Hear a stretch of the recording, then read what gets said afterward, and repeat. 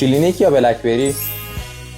کلینیک برند قدیمی‌تر و قوی‌تریه، ولی آیا برای داشتن یک پوست جوان و سالم‌تر باید این همه هزینه کنی؟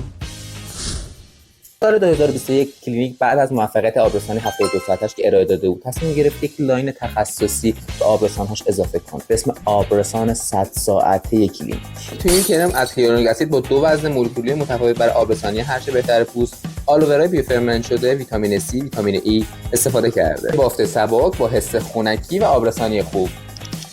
دارا بودن هیالورونیک اسید با 2 وزن مولکولی متفاوت، پپتایدها، ترکیبات جوانساز و ذرات نانوطلای 24 عیار، نیاسینامید، ویتامین E، ویتامین C، عصاره سلول بنیادی کاکتوس فوسی آبرسان قوی برای پوست حساب میشه. میتونیم یک آبرسان با همرده با آبرسان 100 ساعته کلینیک حساب بشه.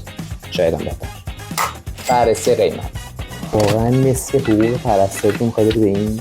تو سایت کلینیک قیمت آبزوربسان 100 ساعته با حجم 125 میلی چیزی حدود $89. حجم 50 میل $50. دلار 200,000 تومان، قیمت 50 میلش چیزی حدود 10 میلیون تومان و قیمت 125 میلش چیزی حدود 19 میلیون تومان هست. اما قیمت فوق آبرسان طلای بلکبری فقط 2,290,000 تومان. اگر میخوای یه آبرسان خوب برای پوست صورت داشته باشی و اگر قدرت خریدشو داری، کلینیک میتونه انتخاب جذابی برات باشه. برای اگر یک کرم میخوای که علاوه بر آبرسانی خاصیت جوانسازی هم داشته باشه، بعد نیست که یک بار بلکبری رو هم